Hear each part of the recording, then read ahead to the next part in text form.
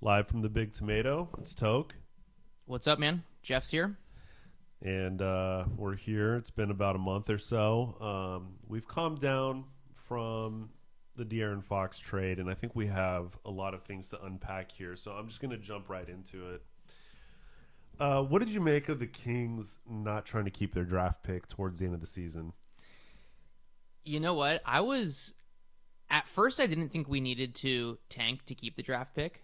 Okay. I thought that we were going to, I should say, we didn't need to unintentionally tank or intentionally tank to keep the draft pick. Yeah. I thought we could unintentionally keep it. You thought the wheels were just going to fall off the bus, and it was going to be a moot point. Pretty much, which it essentially did, anyways. Just not quite enough. Well, Right. it was a 1-game difference, right? Yeah. Well, We missed it by 1 game. Like if the Mavs would have lost. No, it was Phoenix. Phoenix was the 11, so Phoenix would have had to surpass us. So But in the play-in, it was if the we were 9, Dallas was 10. if the Mavs would have beat Memphis, yeah, we would have kept the pick. we would have kept the pick in that Yeah. scenario. Yes. So we were 1 game away from keeping the So pick. we were essentially banking on 2 number 10 seeds making the playoffs to keep our Right. pick, because Right. Miami, I think, was a 10 seed. Right. And so we jumped them now because they're in the playoffs, so they're out of the lottery. So now we're in the 13 spot, and our pick is top 12 protected. And I think anyone who's been listening to the podcast, all 30 of you know, I'm not pro tanking, right? Yeah. Like, I don't think tanking is a good strategy. Philosophically, I'm seeing a lot of Kings fans kind of put this out there that we've never committed to a tank, and that the Kings trying to string things together with duct tape is part of the reason why we're a losing franchise. And I've strongly disagreed with that. I think that the reason we're a losing franchise is because we're staffed with losers, and we have a loser's philosophy and mentality, which is a very different thing than incompetence, right? But so, like, given this season is a perfect example, Yeah. do you think it's a better opportunity or a better option to lose unintentionally, which is what we've been doing forever, according Right. to these guys? Like, we're trying to be good when we suck versus committing to the tank. So, okay. Like, because if we would have committed to the tank, at least that's a direction. Whereas with the win now directive that was given down from Vivek once the De'Aaron Fox trade happened and once we got Zach LaVine and all that, like, they tried to do their best to be good and they still weren't good. And that's where it's like, listen, man, we might as well tank for the pick and at least have some direction, or at least a viable direction. So I think you could tactically tank, but not strategically. Meaning, it's the end of the season. You know, you have like 15 games left or whatever, 12 games left. And you're looking at this tough stretch where you're playing like the Knicks and the Celtics and all these people. And you know your team's not going to win 2 playing games. And even if they do, they're just going to get swept by the Thunder. Right. Like, hypothetically. Like, in that situation, and of course Doug Christie has no incentive to do this because he's an interim coach. But as an organization, I think that's an opportunity to play Isaac Jones and a bunch of guys who are going to guarantee you're going to lose, right? Right. That's a tactical thing in a 10-game stretch where you keep an asset that you were otherwise going to lose. I mean, it's still an intentional tank. But it's tactical. It's not your philosophy. It's like, these are the circumstances, so for these 10 games, this is what we're going to do. Like, that's the... Understood. Okay? Understood. Like, it's not you're going into a season... Because I think fundamentally where I disagree with all the tank people is they're operating under the assumption that the reason the Kings have never like really pulled it together in the draft is because there's never any, they're not saying this explicitly, but here's what they're implying. There's never any good players left on the board when they're drafting. But categorically, that's not the case. it's not true. Yeah. There's always a handful of good players in every one of these drafts. Even the bad drafts have guys who turn out to be like starting Right. level players on winning teams. And, you know, that's something, and, you know, maybe we could get into it when we talk about Monty a little bit. But Jeff Petrie was someone, and the end of his tenure wasn't good. But he was pulling draft picks when the Kings were the best team in the NBA. At like the 25th pick, the 28th pick, he drafted Gerald Wallace. He drafted Kevin Martin. Like, Right. there's always a good player on the board. So, like, as a franchise, if you're saying we're going to try to lose so that we can have the 6th pick instead of the 12th pick, like, what you're doing is you're destroying the development of those young players. That's the problem with tanking. Well, and that is a twofold problem because, again, you look at those good franchises, including the Kings, when we were pulling down good draft picks, when we were a good team, those draft picks had a chance to develop on a good team. Right. They weren't expected to come in and be the guy and be like, thank God we got Keegan Murray here to save the Kings. It's like it doesn't usually work like that. And so you look at all these dudes that have made it being late draft picks, they almost never went in and were expected to be a quality starter, which every early draft pick for the Kings is expected to come in and be a quality starter. Yeah, and I don't want to get too off track here, but I was just thinking about, you look at someone like Jason Thompson, who's the all-time leader in games played in Sacramento. Yep. I mean, obviously, like, Antoine Wright's probably the most extreme example of this, but, like, there's Chuck Hayes is another one. Right. There's so many guys who Sacramento has been their last stop in the NBA. Now, Jason Thompson did have, I think, a couple other teams briefly where he didn't get any playing time. But, like, the fact that Jason Thompson was a starter here for however many years he was here, and he's literally out of the league, like, 2 years later. He was a starter here, that, you know, that kind of tells you everything. And again, like, Jason Thompson was a Jeff Petrie draft pick, and, you know, whatever. I know that, like, so James Ham has been talking a lot about how, well, the 12th pick's probably not going to be the pick that turns your franchise around. So, like, it's better to just, like, give it to Atlanta this year, and then it frees up all your draft picks in the future, because you're not allowed, there's a rule in the collective bargaining agreement that you're not allowed to trade draft picks in consecutive years. So as long as this protection has been on this pick for the last couple years, they've been hamstrung with the draft picks that they can trade. Yeah. So the way I look at it, though, is that might be a blessing that they haven't been able to trade these draft picks, because Monty has demonstrated that he wasn't a good steward of getting value for these picks. Right. Like, Monty very much I viewed as someone who had this very numbers oriented, like, okay, to get this asset, here's the price, boom. Like, there's no negotiation. It's just, and that's why I think you saw the De'Aaron Fox trade executed as poorly as it was. Right. He had a directive to get Zach LaVine. If we were going to speculate, and this is kind of what I think a lot of people have said, Vivek kind of stayed out of things to a certain extent, but Vivek wasn't the one that put the De'Aaron Fox trade together. Vivek said, we're going to try to win now, and I want you to get Zach LaVine. And Monty still had to structure the rest of the deal. So, like, that's still on his resume. And, of course, like, Monty's leaking to Sam Amick that he didn't want to fire Mike Brown.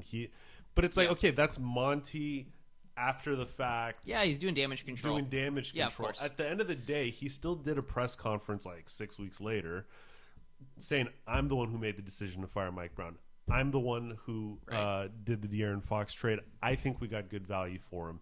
And on top of all that, his name is on that trade. So, like, if he was going to part ways anyways, mutually or whatever, he should have just done that before he executed the Fox trade.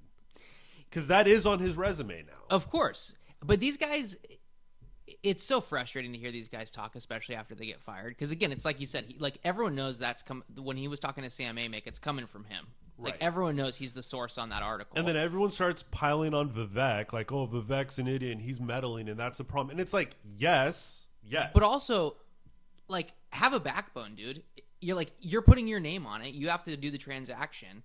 If you don't believe in it, tell him you're not going to do it. You're going to get fired anyways. Like, everyone knows you're getting fired anyways. Like, it's not going well. We just fired the coach. He's asking you to trade your number one player. Like, you're not getting an extension this year, okay? So at least at that point, have some foresight to be like, I need to at least stand up for myself in this situation. And if you need to walk away like Wilcox did and like some of these other guys, like, then walk away. But you can't just sit there and try to take credit for it when it happens and then blame Vivek. It's like, dude, that makes you look bad too. It makes him look really bad because, like, it makes Vivek look bad, but it also makes you look bad. Look, it's kind of expected that Vivek doesn't understand anything. Like, he sees Zach LaVine in the dunk contest, and he's like, "Oh, this guy's athletic. We should bring him." Yeah, this guy can play basketball because he's probably never played basketball. Right. You and I were not like competitive basketball players, but we've literally just playing a pickup game helps you understand very basic things about basketball. And when you're watching someone like Zach LaVine, He probably should be better than he is, and he is a very good player, but he's not a $46 million player. He puts up big numbers, but exactly like Scott Perry said, he doesn't affect winning. He doesn't affect, and that's the same argument against De'Aaron Fox and the same argument against Boogie Cousins and all these dudes that we've had on the Kings. Like, how many guys do we need to have on the Kings that are good players by the numbers but don't affect winning for one reason or the other? I think though De'Aaron Fox is much closer to affecting winning than Zach LaVine, and in particular, if for no other reason, I think if you had 30 general managers surveyed, including Monty, probably, and you said you have your pick, forget money, forget everything, which the money actually hurts Zach LaVine, but whatever. Let's just take everything out of the equation. I think all 30 would take De'Aaron Fox straight up on their team over Zach LaVine. Really, unless you have another superstar point guard on your team, and even then, I don't even disagree. But it's not like you're going to get anywhere with it. Yeah, I mean, look, they have the same amount of playoff games. Well, I guess I should Fox say, technically has more because he didn't get swept, but fair, whatever. But they have the same amount of playoff series. Yeah, I don't know when LaVine was drafted versus Fox, but it was the Macklemore draft. Okay, so it was 2013, I believe. They've both been in the league for a while, and it's like they're not winners. They're not winners. Neither one of them's a winner. But right. Speaking of not winning, the Kings really fell on their face in the play-in game. They got killed. Against a team that functionally everyone had written off after the Luka trade. Right. But Anthony Davis kind of forced the hand of management there and said, if you basically don't play me, I'm going to demand a trade. Right. And then we saw how demanding a trade worked out for De'Aaron Fox and the Kings. Dallas didn't want to be holding the bag a second time right. Yep. on a trade like that. And, even with Kyrie out, they worked the Kings, and this is a team that I think the Kings beat several times in I think it was 2-1 or maybe 3-0 in the regular season. The Kings beat them, so it's not like there's this talent gap between Sacramento and Dallas where, that's a tough I was expecting the Kings to win that game and then get stomped by whoever lost the of course, San Francisco Memphis game or whatever. So, I thought they'd come out with a lot more heart than they did. But at the same time, I don't know why I thought that, considering we got stomped by the Wizards like 5 games earlier. So we don't. I bought the narrative. We're such an inconsistent team. I bought the Dallas narrative without Kyrie. I was like, they're going to mail it in. It's going to be a 1-2-3 Cancun situation. Their season's over. They traded Luka. But everyone there, I think, especially in management, has a lot on the line after the Luka trade. And it's funny that he outlasted Monty, which is just another. They also went from a franchise and a team that was in the finals. Was in the finals and was really good. Like, even this year they were good. They were going to be in the playoffs. Yeah. They were going to. And so, to your point, that mentality, it's hard to go from like, hey, we might win a championship this year to like 1-2-3 Cancun. Right. Like, in their the way they're wired on the team is they're like, we're going to come out and we're going to try to win this game.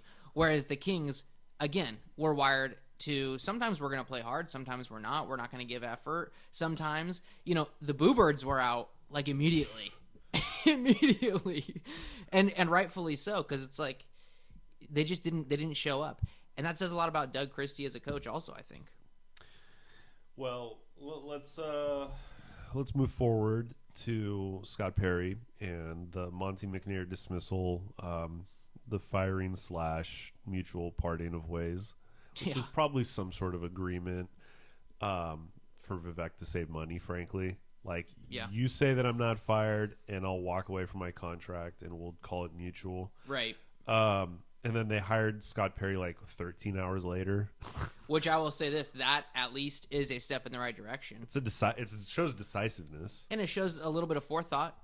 These guys at least had thought about it, but they didn't just fire him and then were like, I guess we should look for somebody. Clearly they were having conversations before that happened. So thinking of the De'Aaron Fox trade specifically, or more importantly, the Mike Brown firing, it's like there was no forethought with that. Obviously, you should have traded De'Aaron Fox like 20 minutes after you fired Mike Brown because you knew that was coming down the line anyways. Or you should have traded Fox before you fired Brown and then fired Brown. Sure, either way. So at least that's a step in the right direction. And I think Scott Perry, the way he won the press conference, so, I mean, a lot of guys can win the press conference, but he had a lot of good things to say. he's got at least some experience of winning, unlike some of our previous GMs. See, we're old guys, Jeff. I'm sure you remember the Eric Musselman era here in Sacramento, that one season. No one won a press conference better than him. He's a great talker. True. But how did the Warriors play when he was their coach? How did the Kings play when he was their coach? Right.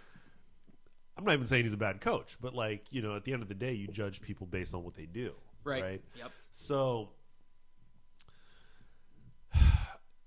but he's done some things. Scott Perry. So here's the number one bullish sign that I have to say about Scott Perry is he's the one who brought Jalen Brunson to New York. Okay, that is something that it's funny that that fruit is being bared right now as we speak. Right. After he's left, but that's what changed that franchise. That has been just probably even a bigger clown show than the Kings when you talk about scale. That's tough to say. Listen. They're in the Eastern Conference, so they've had a couple random in terms of expectations, for sure. Well, they've also had a couple random playoff appearances just being in the East. Mm-hmm. But when you look at the amount of money spent, on one hand, the Kings don't spend money and they suck, but the Knicks spend hundreds of millions of dollars and suck. Right. So it's I think when you're factoring that in, that's where I'm kind of coming down on the side of New York being a bigger clown all show. All things considered. But neither fan base really has much to be proud of in the last 25 years. Right. Right. But do you give Scott Perry credit for anything before that, like when he was with the Pistons? Are you giving him credit, or is that too long ago? I think that you have to give him something, but he's, again, Pete D'Alessandro was the assistant general manager in Denver under Masai Ujiri, who I don't know how you feel. I think he's a great executive. Okay, he's doing a great job in Toronto. Pete was terrible. So just because you're somewhere as a number 2 doesn't mean you're equipped to be a number 1. Right. I'll give him okay, you were part of a championship culture there in Detroit. Right. And then, some of his other stops have been, pedestrian. I think in the 3 months he was in Sacramento, we kind of got an idea he was helping Vlade with some things. And again, I'm kind of against the grain with a lot of Kings fans here in that I don't think Vlade's tenure was that big of a train wreck, aside from the Luka. Bro, but the Luka is the biggest thing. Okay, you can't be aside from the biggest thing. I know, but I think that it's very easy in 2025 to sit here and say that was a no-brainer. But speaking of Detroit and speaking of Joe Dumars and Scott Perry and that Pistons teams, imagine if they had drafted Carmelo Anthony or Dwayne Wade or someone else instead of Darko, who had similar hype coming out of Europe. And when you look at Luka, he was averaging 18 points a game in the Euro League. So it's not like Luka was a slam dunk necessarily. I think a lot of people thought he was a slam dunk. And then you had the whole Brandon Williams situation where that was the driver. And, if Scott Perry was here, maybe that doesn't happen. Right. But regardless, I do find it funny that the Suns never catch any flack for drafting DeAndre Ayton. Well, number 1. He was kind of the consensus he was. number 1. He was. That's why. Agreed. I'm not saying that they necessarily deserve the slack, but it's so anyway, it's an obvious oversight. In Scott Perry's 3 months here, just to go back to that, he engineered, I think, the trade to trade the number 10 pick that we got for Cousins. And split that into the number 15 and number 20, which turned into Justin Jackson and I think Harry Giles. That sounds right. It doesn't matter. Whatever the picks were, they didn't work out. And, at I think 11 and 12 or 11. So basically between 10 and 15, you had on the board Donovan Mitchell, Bam Adebayo, and I think there might have even been someone else who was noteworthy. Right. And so, again, going back to the tanking conversation briefly, you had the number 10 pick, and you had your choice of Donovan Mitchell or Bam Adebayo, right? And you ended up not taking someone there. So, there's always good players on the board. You don't need a top 5 pick necessarily, right? The Kings have had a number 2 pick and a number 4 pick, and they got Marvin Bagley and they got Keegan Murray. One of those is better than the other, but whatever. Yeah. And they're two best draft picks were number 5, which is a worse pick, than number 3 or number Obviously. 2. Yep. Or number 4, excuse me. Yep. And DeMarcus Cousins and De'Aaron Fox, both number 5 overall picks. Mm-hmm. So the key is when you have a draft pick, which they don't have unless something crazy happens in the lottery. Yep. You at least have a shot to get a Donovan Mitchell or Bam Adebayo or someone like that. So I would kind of push back, and I would look at these draft picks more as like taking a shot than anything. Right. Like, you only hit 40% of your 3-pointers. Okay. Like, that's fine. You miss on one. You make the next one. That's how you should look at draft picks. You shouldn't look at draft picks as like, well, a number 12 pick projects to be this. So I think that's what a lot of the analytics people do, and I don't think that's the right way to look at it. So Scott Perry, mixed bag. He seems to have a lot of good relationships in the league.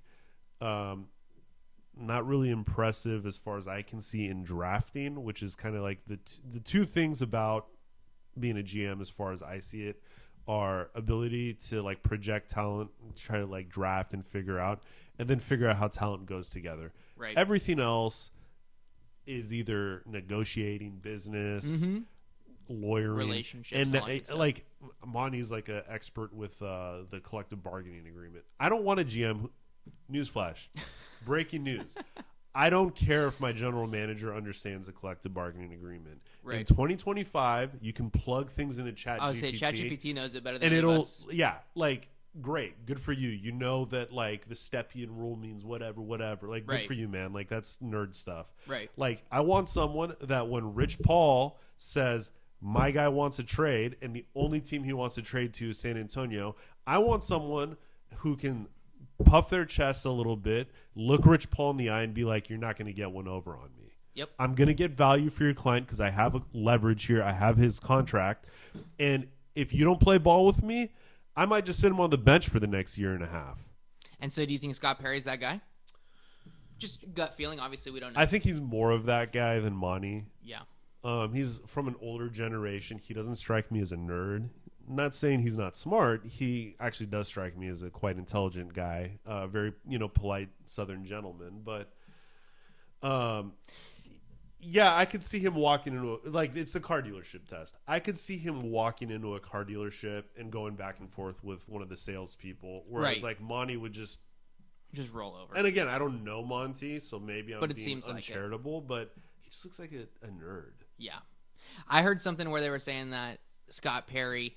People like that he's older because once you get to that point in your career, you're kind of like you're not complacent. You're not trying to please people. You're not a people pleaser. You're like, no, like I only got a little bit of time left, and I'm gonna try to make something happen. Like if I don't get another job after this, so be it.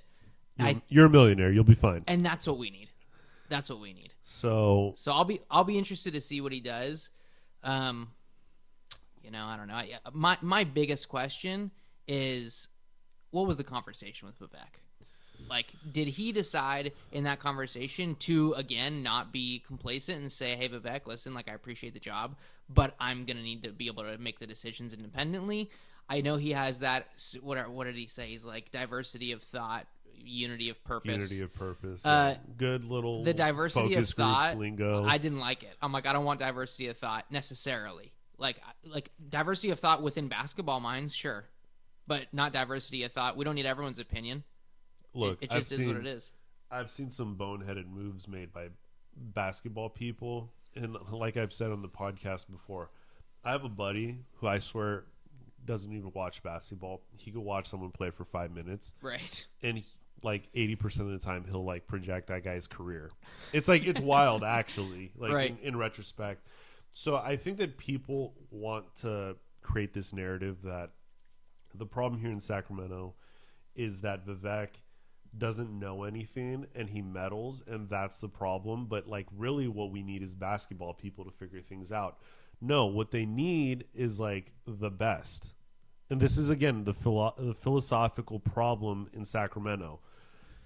You're Vivek Ranadive. You're overseeing a franchise that's functionally the only show in a mid-market. Okay? Right. So that's a good place to be. There's a lot said about, Sacramento's this small market and this and that. Sacramento's the 19th market in the country. That's not small. Like, Sacramento's over twice the size of Oklahoma City. Right. For example, and Oklahoma City seems to have no problem being a winner. Right. What I don't like about the whole Scott Perry thing is you could literally go after anyone if you're Vivek. Fire Monty, mutually part ways, whatever. Right. Why not kick the tires on Bob Myers? Why not? I agree. Why not try to find like who's the dopest basketball mind out there that's available? This is one thing where I do agree with Carmichael Dave. This is like the loophole in the collective bargaining agreement. There's no salary cap on how much you pay your coach, how much you pay your general manager, how much you pay your training staff, and all that. Like, that should be okay. You want to do the money ball with the salary cap stuff? Go ahead, but back up the Brinks truck. Like, okay, go to Bob Myers. We'll give you $25 million a year. So, do you think they just went straight to Scott Perry and said, "Hey, you're our guy"? I do. That doesn't mean it was the wrong move. Yeah. To be clear. Like, and again, like I saw a lot of takes on King's Twitter about how, well, it's not that I don't like Scott Perry, but it's the process that bothers me. Yeah. And I'm like, I don't really care about the process. And as you get older in life, you kind of figure out the process is irrelevant. It's the results that matter. Like, if Scott Perry does a good job, then whatever the Kings did, that was the right move. Right. But you still would have preferred they went out and like, what has Scott Perry done where it's like he's not the obvious choice. Or Monty's like, why did he hire Monty? Right. Like, he was the number 2 in Houston. Okay, what has Daryl Morey ever won? He put together the Houston teams with James Harden. Okay, cool, but they never won anything, and like that was kind of a joke team. I felt like James Harden just foul grifted and got to the foul line and shot 30 free throws a game. Well, again, I think he tried to. I'm talking about Vivek right now. I think he tried to swing the pendulum too much. So, like, we went from, hey, we're going to crowdsource Stauskas pick to let's get all the analytics under the sun with Monty. And neither one of those things work. Like, you have to have a brain on all of those things. Right. And so I think he's thinking Scott Perry is the guy that can kind of come in and be the middle ground. Which, again, who knows? I mean, whatever. Scott Perry may or may not do it. Like, here's what I would say about Vivek and how I would have handled it if I was him. But, like, obviously he was never going to handle it this way because that would take a lot of self-awareness and other things. Is if I was Vivek, I would issue a statement basically apologizing to Kings fans and kind of taking some ownership of the problems that we've had. Maybe not trying to muddy anyone up, but just kind of correcting the record on some things. Like, as a matter of fact, when I suggested this is what the advice I got from the front office was at the time for, like, firing Mike Brown or for trading for De'Aaron Fox or whatever, and saying, moving forward, I'm going to remove myself from basketball decisions, and I'm going to bring, like, who is the only person who's had success in Sacramento? Petrie. Yeah. I would be like, I'm going to bring in Jeff Petrie, and Jeff Petrie's going to help me. Is he's not in the league anymore, right? Hold on. He's retired. Yeah. He's an old guy. But he's going to help me conduct interviews for a new front office. Got it. Okay. Like, that would be like, so you put that stamp on, like, this guy gets how to operate. And when Jeff Petrie was the general manager, the Kings were not linked to every potential trade ever. Right. Like, the Kings would make a trade and you'd find out about it when it was done. Right. And I miss that as a Kings fan. Because right now what we're getting is, the Kings are swinging. The Kings might get involved with this guy or that guy, and then they never get them. Right. And that just makes you look like a sucker. Like, you're just being used for leverage. So I would have done that, or maybe bring in Rick Adelman. Well, so you and I are going down, like, exact opposite paths on this. No, I know what you're going to say. Like, forget the early 2000s. We got it. Like, I agree. We got to, like, carpet bomb the early 2000s. No. We got to be done with them entirely. Listen. We do. I agree 100%. And I'm saying you bring these people in to help you hire new people. What you don't do is keep hammering the players like Vlade and Doug Christie. Agreed. But still, you're going to have that. It's the same thing, dude. We use these guys as a crutch. So, like, let's say we use Adelman and Petrie, and they help us hire Scott Perry. And then they ride off into the sunset. Right. But it's still going to be like, we got good people who recommend these guys. We got the guy, we got Petrie, we got Adelman. It's like, no, we need to, we're not recreating the early 2000s. It's not happening. Do you trust Vivek to be able to hire the right person? No, of course not. Okay, who has a better chance at hiring the right person? I understand. That's all I'm saying. Again, I understand but we agree, and I think that leads into the Scott Perry thing with the coach. Yeah. Doug has to go, right? He's got to go. And I like Doug. I actually think Doug could be a decent coach in the league, and I think he did a, frankly, very good job. I think he did a good job, too. After Mike Brown got fired. But similar to the Scott Perry thing, it's like you're an NBA owner. You can literally hire anyone you want. Yeah. Why is Doug Christie the guy you'd hire? Right.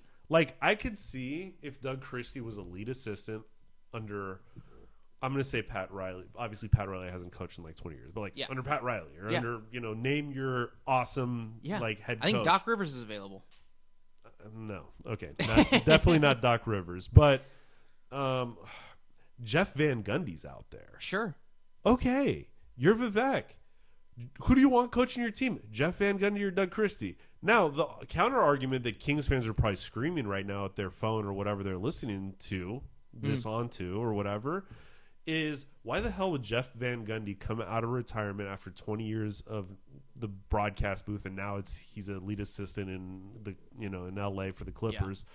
Why would he take the Kings job? Because you're going to back up the Brinks truck. Because you're going to back up the Brinks truck. That's why. And if you don't want to back up the Brinks truck and you want to hire Doug Christie, which is a budget move, let's be clear, this is part of the problem. Yeah. Right? Is then win on the budget. But you've shown you can't win on a budget, so now you have to. And the Kings fans have been loyal. They have some of the highest ticket prices in the NBA. Right. You've already screwed the pooch with a lot of your other decisions, including trading Fox for a worse, older, more expensive player and getting really nothing of value back aside from that. But is the Van Gundy deal a little bit like the George Karl deal? It gives me those same kind of feelings where it's like, oh, we're going to go find a coach that hasn't coached in a minute but has a long track record Here's of the difference. George Karl was a winner. Yeah. And I don't even necessarily think the George Karl thing was a problem. I think the problem is you had DeMarcus Cousins on the team at the time. Right, but you're hired to coach the people that are on the team. Yeah, but... And, he clearly wasn't equipped to handle DeMarcus Cousins. But that's my point is Van Gundy, who hasn't been in the league for 20 years, is he prepared to handle all these new personalities with way bigger dollar signs than have before? I'm using Van Gundy as one example. Sure, but I'm saying but again, I know you're not a Doc Rivers fan, but let's take Doc Rivers or let's take any of these guys. It's do we want the old guard, or do you want to try to find someone who is a little bit younger that can maybe relate to the players more? I'm not sure if it's necessary or not, but if we have Scott Perry, who's definitely an old guard kind of guy, and we hire an old guard coach, are those dudes going to be able to get through to these young guys who are making a bunch of money, who are going to be in Cancun immediately after the season? So here's the way I'll answer that question. I think when you have the problem that the Kings have right now, which is just a losing franchise, you want to control for the variables you can. And if you bring in someone who's a proven coach, who's good, you know that that's not the problem. Fair enough. Okay. Could Miami fire Eric Spoelstra because they were the 10 seed this year?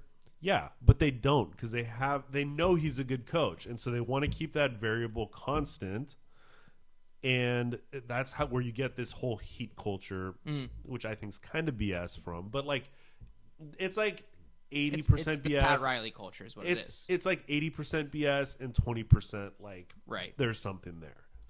That's what it is, right? So it's you have that stability. You have someone who you know is a good coach, and maybe from year to year he's not doing the best job, or he'll do a better job one year or the other year, but he's the constant. And what you're trying to do is figure out the right combination of players to play in a system that's established, right? So Doug Christie, I think he's very much this rah-rah, vibes type of coach. Right.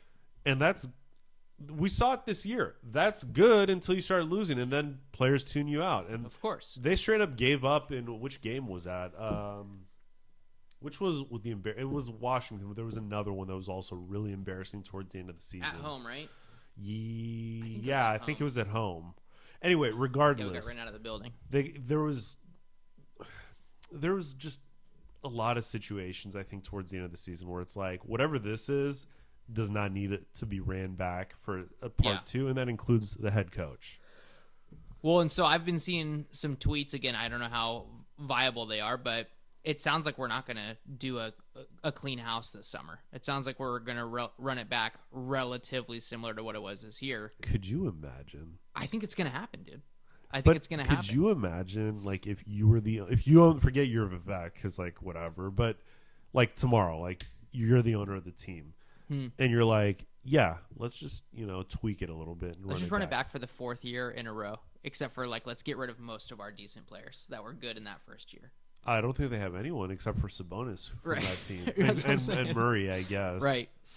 But I think the other question is, the people that are on our team, what are we going to get for them? Like, are they even tradable assets? Like, I've been hearing a lot about Domantas Sabonis recently, where he's a baller, but he's only a baller in, like, a very specific system. No. And so if you're going to trade for him, then you have to be committed to running that system.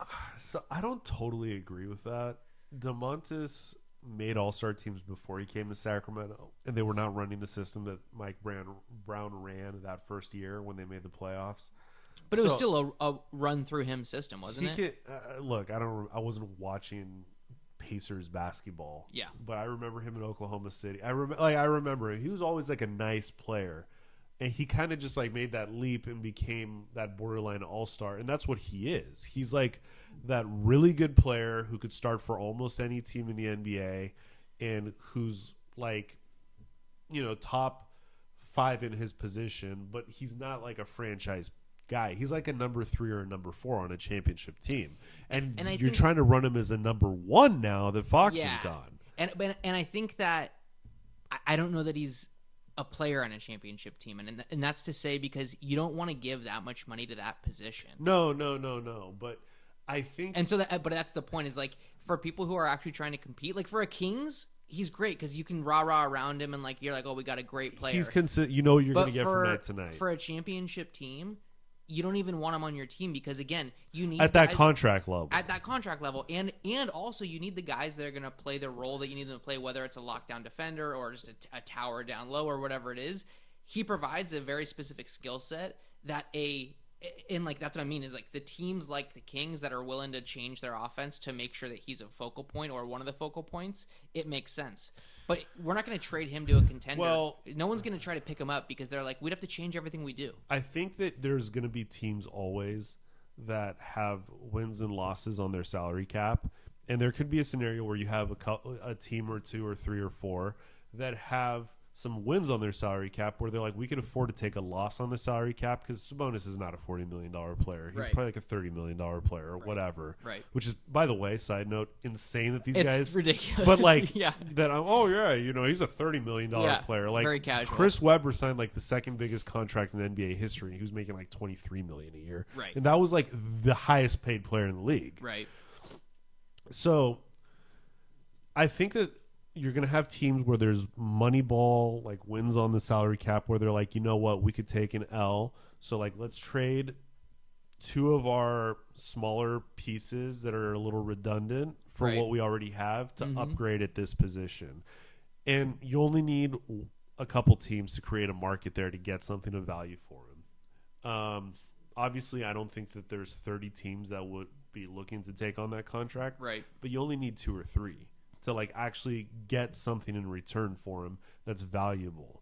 What you can't have though is him say, I want to go to this team and then trade him to that team for nothing. For nothing, correct. Which is what happened correct. with the other big piece the Kings recently had. So I don't know. I think that it was always kind of weird to me as someone who stopped watching the Kings for a few years to come back, and they were talking about like Fox and Sabonis and Murray are untouchable. And it's like when I was watching basketball growing up, no one was ever untouchable. There was a time we were saying DeMarcus was untouchable. It's like, what are we talking about? Oh my God. Like, could you imagine if like you could go back in time now and just have a conversation with someone who was adamant that he was untouchable. No. Someone in charge of things, Yeah. like Pete D'Alessandro or Jeff Petrie before him, and like, guys, look, this is how it's going to play out with Cousins. He's at his peak right now. Like that first probably All-Star appearance he had. Mm-hmm. Like now's the time to trade him to the Lakers. He's going to blow his Achilles. Yeah. You know, like. Mm-hmm. But alas, you know, we ended up getting Buddy Hield in a first-round pick for him, Mm-hmm. which is strangely even more than we got for De'Aaron Fox, by the way, who was not a cancer in the locker room. Correct. That's debatable. So you would look to move Sabonis if it was the right move. So I think that in order to reshape the team, you have to move Sabonis. You have to, because again, the style of offense that he requires to be the kind of player that earns that kind of money. So you're going to run with JV as your center and just go from there? Or we can pick somebody else up or something. But yes, essentially we need someone who's a role player at center. Again, I'm not like a professional in all the rosters around the league, but that's for the nerds to figure out. Right. But what I'm trying to say is like looking at the previous champions, their number 2 player is not their center. Their number 1 player is not their center. Jokic.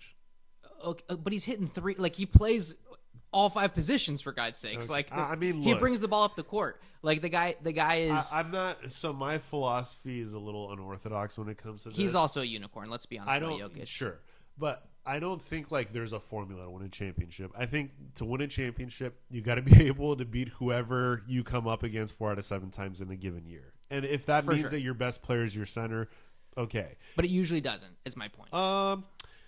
That's because that's largely because the league has moved to the perimeter. But even still, I would argue that all the most recent teams that have won, you have Yanni, he's a big. You know, whether he's a center or not, he's okay. You have Jokic. Who else has recently won? Who won Anthony last? Davis or whatever. Well, no, that's whatever. But even Boston had Porzingis, which is like a 3rd or 4th option. But you know, which again, you tell me Sabonis is our 4th option. I'm like, let's go. Yeah. Then we got action. But when he's your second or first or second or third option, you're like, doesn't really work. So I think we got to trade him. DeRozan has to go. DeRozan's for sure going to go. For sure. I think it's almost certain. I think that you actually probably could get something for him because his contract's not that bad and he only has 1 year guaranteed left. I don't think you're going to get much for him because he's an old man. Okay, what if you could trade him, hypothetically, to like one of these high-end playoff teams that are going to make it to this second or maybe the conference finals for like their 28th overall pick or something like that in this year's draft? Yeah, that's fine. Why not take a shot? That's fine. Again. Yeah, that's fine. The Kings have picked up in the past a Gerald Wallace and a Kevin Martin in situations like that. Now that was a different era or whatever, but like there's kind of this mentality that like, oh, the 28th pick is worthless. No, it's not. I'm down for that trade. Literally any draft pick is better than not having a draft pick. Correct. And I think it's become obvious to all the Kings fans that like when your only offense is going down and shooting turnaround middies, like we got to figure something else out. There's a place for that, but he's our number 1 option. Yeah, that shouldn't be your featured like. That's our this set. This is what we're doing. That's our set. We're going ISO. That's it. That's every time.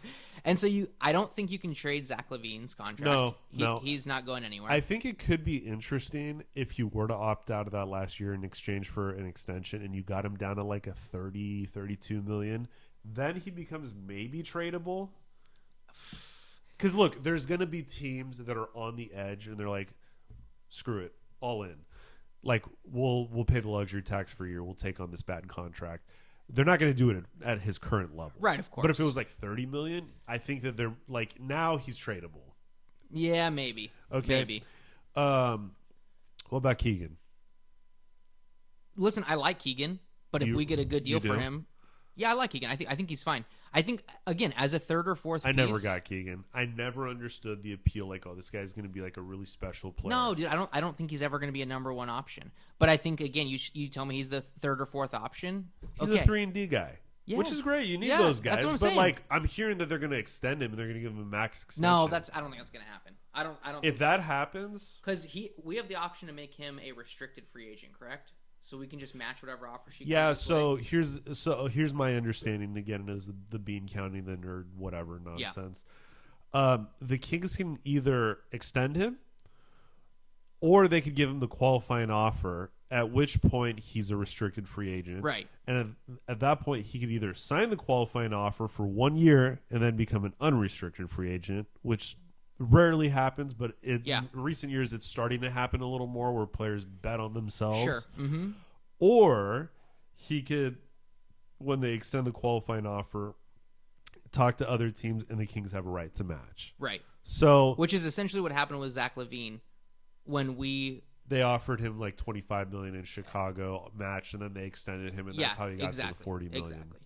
So listen, I don't mind having Keegan on the team. I think Keegan's a good player. I think he's actually a good locker room guy as well. So like he seems like a decently high character guy, which we need. He can't be a featured guy because he needs to hit the corner threes. That's what he needs to do. Like, what number was Peja on our team? He was a third option.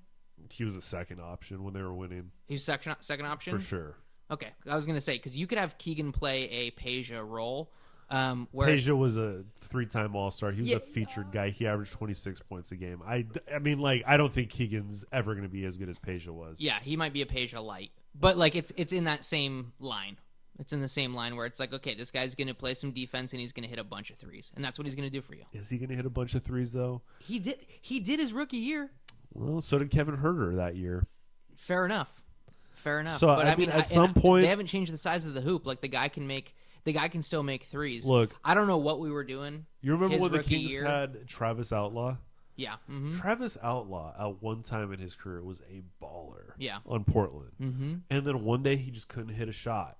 And like you can make the same argument. But is it because we had Keegan start playing he said in his exit interview, he was like, I'm kind of getting tired of guarding the number 5 guy every once in a while. I'm tired of guarding the number 1 guy in their team while also trying to be a featured piece in the offense. Does that sound like something a winner would say? No, dude, but still, like, it makes sense. Like, it's reality. Like, he's getting the guy to his point. It's because we have no one else that can do it. I'm not showing him the door. Yeah. He's a piece, but that's what. Don't get me wrong, dude. We get offered a good deal for him. He's gone. There's no one that's untradeable on this team. He's not. His ceiling's a lot lower than people think, and his floor is, frankly, probably lower than people think as well. Like, this could be it for the next 10 years, for Keegan. And so what did he average this year, like 14? Okay. Let's go to basketballreference.com. Great pod. He's our number 1 defender, right? Yeah, and look, the advanced stats, to the extent that you give a damn about those, show that he's a pretty good, on-ball defender. Okay, so Keegan in his third season averaged 12.4 points per game. He did that on 44% from the field, which is not great for a forward. Right. 3-point percentage, 34.3%. Not ideal. Effective field goal percentage is .538. Free throw percentage was 83%. Gave you 6.7 rebounds, which is a career high. That's improved. And almost a turnover a game and 2.5 fouls a game. So, yeah, I mean, look. So he slid down to that Harrison Barnes without the defense. Basically, that's what he did. He slid down to Harrison left, and he's like, I'm just gonna fill that role. It's like, I'm gonna give you 12 or 13 points a night every night, and like that's where it'll be. I mean, look, I've said, way before I had a podcast, like, you generally know who a guy's going to be in their third year. Right. Like, Kevin Martin, you knew who Kevin Martin was going to be in year 3. Right. And that's what he was for his career. Yeah. Francisco Garcia, you knew who yep. Pick your player that has come through Sacramento or anywhere in the league. And very rarely do you see, like, most improved player, in like year 5 or year 6. Right. That's not what happens. Right. Guys make that jump somewhere else, like earlier, and sometimes it's year 2. Usually it's like year 3 or year 4, but like year 3 you have a good idea what you have in a player. What about Devin Carter?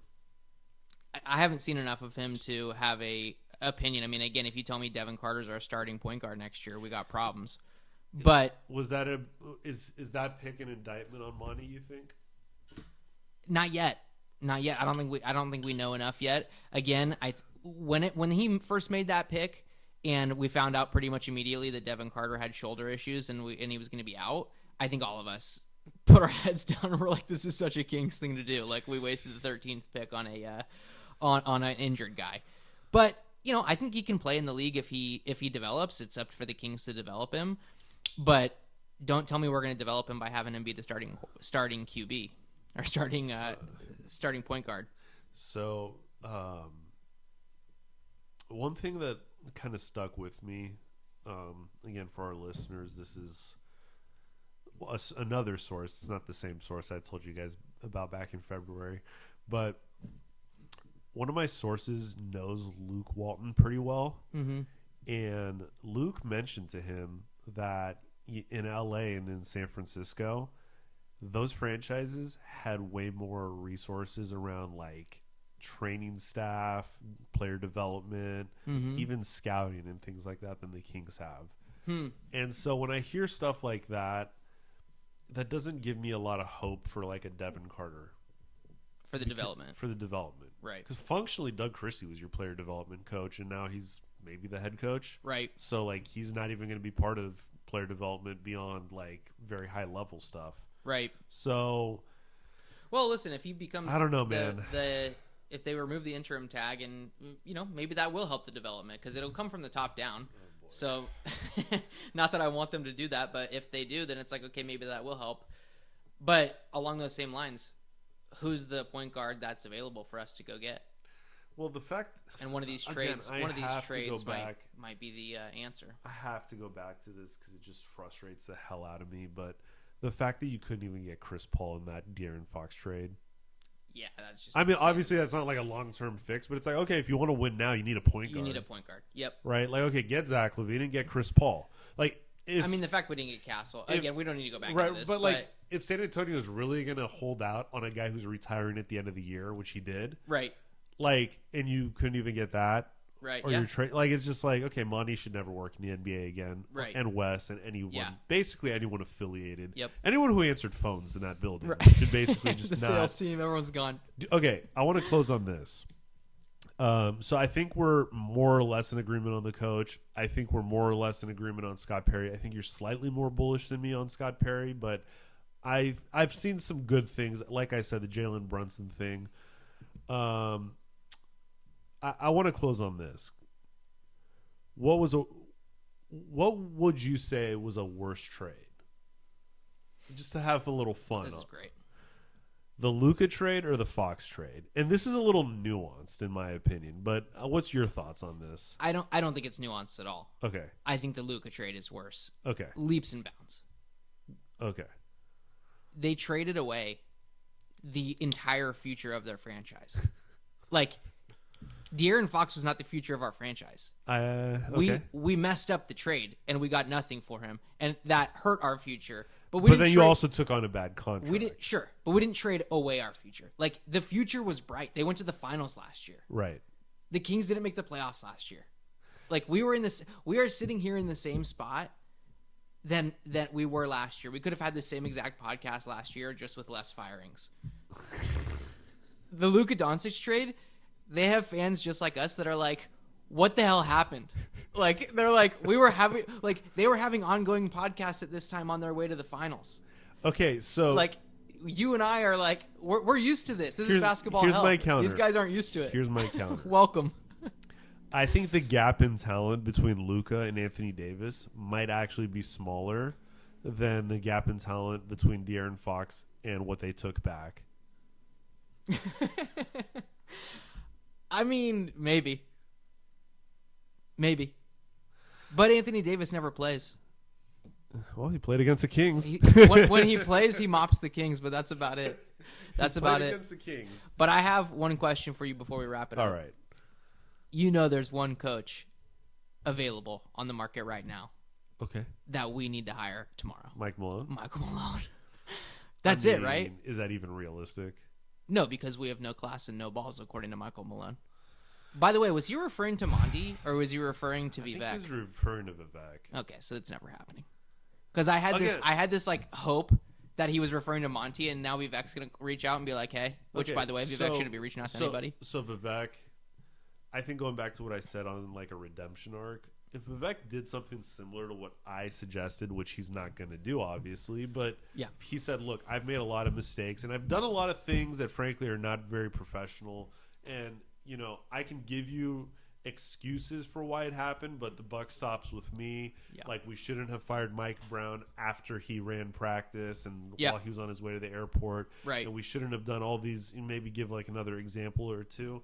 And be like, look, I'm going to be an absentee owner moving forward. I'm only going to be involved at very high level things like trading a franchise player. Right. And at that point, it'll be, you know, really me working at the recommendation of my front office and not being a driver of these moves. Right. And I want to rectify a lot of the wrongs that I have done in my stewardship of the team, including the way that Mike Malone was treated on his way out. I think if you were to do something like that and then say, hey, Mike Malone, we'll make you the highest paid coach in NBA history, perhaps you could appeal to, like, we have unfinished business in Sacramento with Mike Malone. Yeah. A little humility would go a long ways. I think that where we're at right now, I don't think anyone who has options would seriously entertain coming to Sacramento as the head coach. So you think we're going to end up with Doug Christie, essentially? You think that you think that's where we're going to end up? I put it at like 85%. I don't disagree, but it's disgusting. I think that Scott Perry kind of showed the hand a little bit. And I think Napier, he was talking about on his show, and whatever. People can say whatever they want about Grant and having sour grapes. Personally, I grew up watching Grant, so I do have some attachment to him still, and he's going to know. He's going to know better than you or I, as far as I'm concerned, what goes on behind the walls, because he witnessed it for 7 years with Vivek as the owner. Right. He thinks that Scott Perry kind of saying, I'll let you guys know next week, is a smoke screen. Like, the decision's already been made on Doug. That's the cheapest option, so that's what they're going to do. Yep. And by trying to space it out, they're trying to make it appear like there's a process, but really it's just... You know, so and he said, like, my phone's been ringing off the hook. Yeah, it's probably been ringing off the hook from, like, Eric Musselman. Right. Exactly. Keith Smart types. Right. You know, like, that's probably what he's, you know. There's lots of unemployed people out there. They're calling for jobs. Here's another random wild card I'm going to throw out there. You know who I would bring? You know who's a former player I would bring back in the fold who's not from the early 2000s, but I think has, like, some weird, positive, cosmic energy? Tell me. Ron Artest. Really? I would bring him around. Just to get the guys in line, or what? Well, look. Speaking of a guy who doesn't understand what it's like to have all this money. Do you remember when they traded for him? Like, how the Kings were, like, last place in the West, and then they had, like, the best record in the Western Conference after the trade? Yeah. There's some weird cosmic thing around. Dude, it's not cosmic. He scares people. That's what it is. Whatever it is, except for Ben Wallace. Exactly. He just scares people. Like, that's what it is. And so people get in line because they're like, this dude's crazy. All right, he's crazy, whatever. Which I don't care. I'm down with it. Whatever you want to chalk it up to. Yeah. Like, the Kings need some of that. That's kind of why I like Michael Malone. Like, Michael Malone got fired because... he wore down on the players over the years. That, and he was basically a dick to the front office. And I'm assuming there was an actual incident that took place for the both of them to get fired in the same day. We need that, dude. They'd probably all sign NDAs at this point. For sure. We're never going to get the answer. But we need that. We need someone who's pissed off to come in and be pissed off and try to handle business here. Okay, so you put Mike Malone at the top of the list. Yep. I put Jeff Van Gundy at the top of the list. I think there's a common theme here. There are people who coach defense and who are kind of hard asses. Yeah. And then I would like Metta World Peace to be involved in some way. Okay? Just for the cosmic energy around him. For some reason, I think Metta World Peace and Mike Malone would get along great. Yeah. New Yorkers. That's it. New Yorkers, you That's know? it. And maybe we'll get some better broadcasters instead of the clown show we have right now. But that's another story. It's not going to happen. We need to bring Grant back. Grant and Jerry. Jerry came back for that one game. That was cool. I'll give him that. That was kind of cool. I wonder why they didn't call Grant to come back for that one game. Sad. Very unfair. Sad. All right, ladies and gentlemen, that's it for our show. Be sure to like, comment, share, subscribe, and download this on whatever podcast forum you primarily use. I like Apple Podcasts and YouTube. So Geoff, it's been a pleasure. We'll try to do this again more regularly now that the season is done and, we don't have actual games to comment on, and we could talk about the cosmic element. I love it. See you next time. Go Kings.